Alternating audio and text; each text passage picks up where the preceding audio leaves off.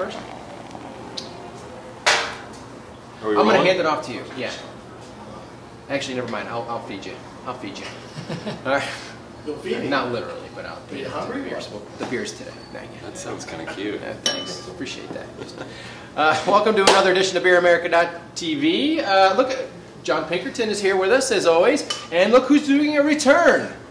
John Pajoli, the wine guy. Yes. John gets good feedback. See, John, for those of you who know, just to catch you up real quick, John Pajoli is now my former neighbor, unfortunately, but a friend. And John is a wine guy.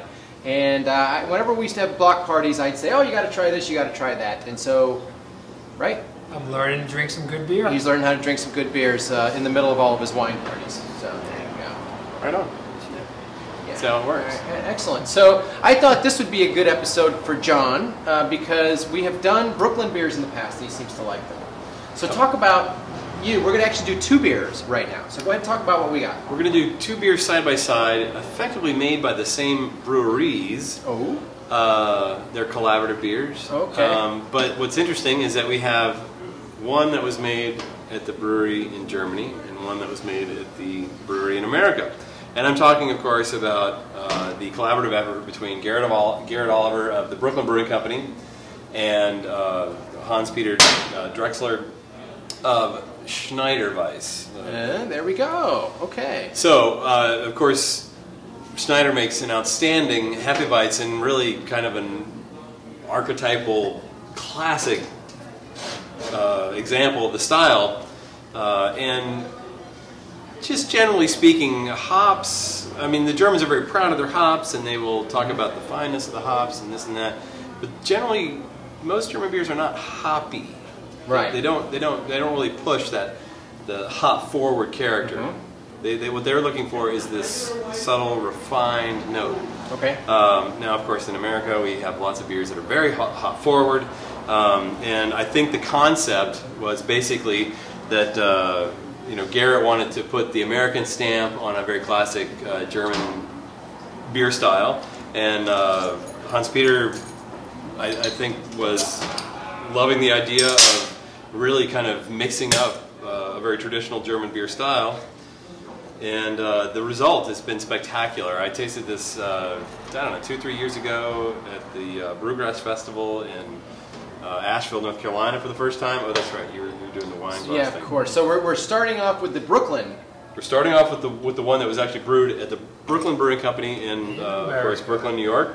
And we also have the version that was brewed in Germany. Ooh.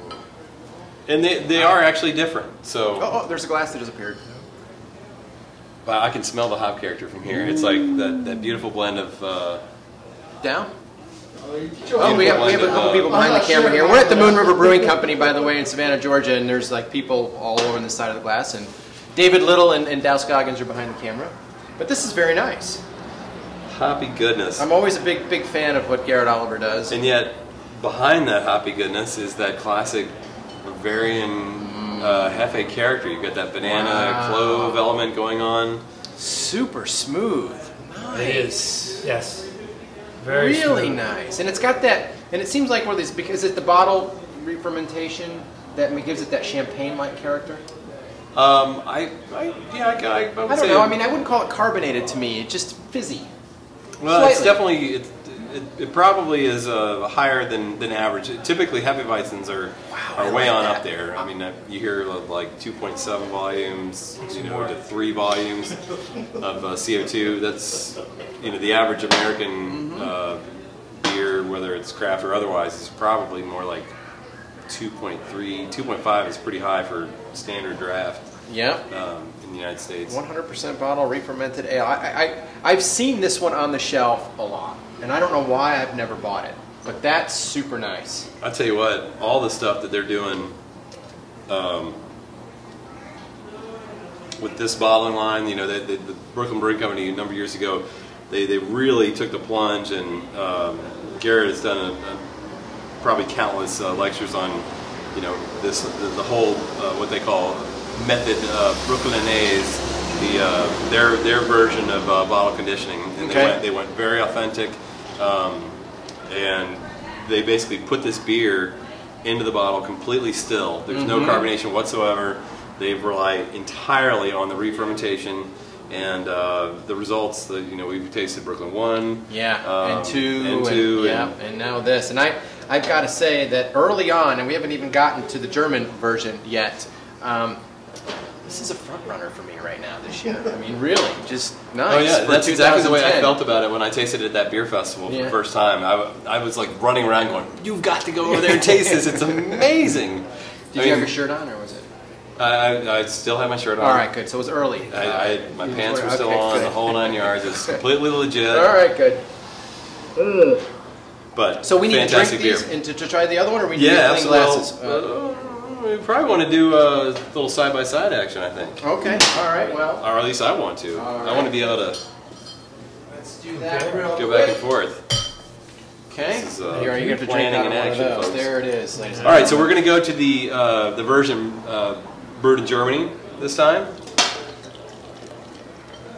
And I've never been privy to what the exact differences are, obviously besides the system, which does make a huge difference. But Ooh, it looks darker. the version that we always get here at Moon River it's clearly darker. on tap is it is always the one that comes from Germany, because our distributor carries the Schneider line as opposed to the Brooklyn line, and What is it? A lot different. It smells a lot different. yeah, big time. That is. And I like this one a lot better. Really? You like it than better? This one. I like this one better. Really? I like the Brooklyn one better. It's effectively the same recipe. Right. Different hopping schedule. Yep. Different Really, hops, different hopping schedules. So So I basically, find it smooth. the Brooklyner is German with American hops. The Schneider is German with American yeast. So they use 2 different type of yeast. Ah, well, see, that is enormous. That's an enormous difference there. So go ahead and elaborate on what David just said, off camera. Well, It's not radio. what I'm being fed off camera here. I'm sorry, what? Yeah. Okay, okay, go ahead. Kill him? Okay. What I'm being fed off camera is that the German version is actually the version that's done with German hops but using an American yeast, whereas the Brooklyn version is using American hops but the German, the Bavarian yeast. Is that right? Did I get that right? Yep. We've probably completely cocked this up by now. It's all right. Well, either way, I think that explains a lot, because to me, there's not nearly as spicy a quality here. I think also, and not to be down on the German version, but the sad fact is that it did cross an ocean, and there is a little bit of sort of an aged quality to the German version, I must say. But the stuff we've had on tap here has tasted a little fresher than the sample that we're tasting right now. It's But still nice. Either way, it is a great beer. I guess my proclivity for American hops, I even see some floaty, I'm leaning a little bit floaties. towards the Brooklyn version. I don't know. I'm a little torn there. I like them both, and now that I know that they're related, I guess my Americanized, super Americanized palate, I like the Brooklyn. I like them both, but I'm leaning towards because it's lighter to me. It's I don't know. It's a little. I like the way it a little more feels, the effervescent mouth for feel sure. in it. Right. I think that I totally like. So you are I the like wine the guy. German. Tell me Yeah. what you think. I like the German. Yeah. I Why? just found that to be smoother. Really? And I think the reason why you liked it, when you just said the effervescent, I didn't like that. So, as a wine guy, just out of curiosity, do you like sparkling wines? Like No, champagne I and do stuff? not. Really? I do not. See, I'm kind of a nut about carbonation. I just love. I mean, I drink a lot of sparkling water. See, I don't like too much though. It gets in the way, and that's one thing I like about the Brooklyns is it's just so, I don't know, fizzy. See, I nice. hear what you're saying about it getting in the way. It does have a little bit of a burn. Like, I'm just speaking of carbonation in general here. But what I love about carbonation is that whatever aromas are in there, it's just going to rip them out. I mean, it's really just going to stuff them That's a right good up your point. nose. Yeah, yeah. So, Good And I love champagne. It's really the only white wines that I tend to gravitate towards. Champagne and like Vino Verde, that kind of like very subtly carbonated white wine. There's just something about that character. So something you might buy in the store if you see it? Sure. All right. Yep. All right. Bring it to your next wine party. Barbecue, hot dogs, hamburgers. It has a cork.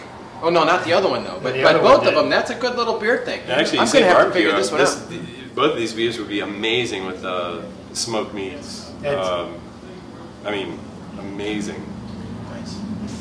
Excellent. Well, there you go. So today we've got the Brooklyner-Schneider Hopfen-Weisse. And Brooklyn. the Schneider Brooklyner. and the Fantastic. Schneider. This is the Schneider Brooklyner. It gets a little hard to say. Schneider and Son. Oh yeah, 8.2% alcohol, by the way. Nice. Holy crap! Wow. Really? Yeah, that's what it says. I can't. I know it doesn't taste Well, it. I did not realize Yeah. they were that strong. Yeah, it doesn't taste it. That's good though. 8.5 for this one. Yikes! Very nice. All right, well, Excellent. Small samples, Yeah. quality versus Little bit of quantity, time. people. Yeah, exactly right. So here you go. Paul at BeerAmerica.tv. Pink at BeerAmerica.tv. I'm all over the place. He's everywhere. All right, and thank you, David Little, for bringing these to us. We appreciate Thanks, it. David Little. Yeah, Garrett, amazing beer. absolutely. Hans-Peter, amazing beer. We're sure to appreciate it. Road trip. Road Road trip. trip. We Germany. talked about that a lot in these. Excuse me. Cheers. Cheers, Hate to gentlemen. do that on camera. Thanks for sitting in on this one. Thank Oh, you very I much. didn't- You're empty. I You didn't guys see are both it. empty. What's going on? Anybody? Bueller. Bueller.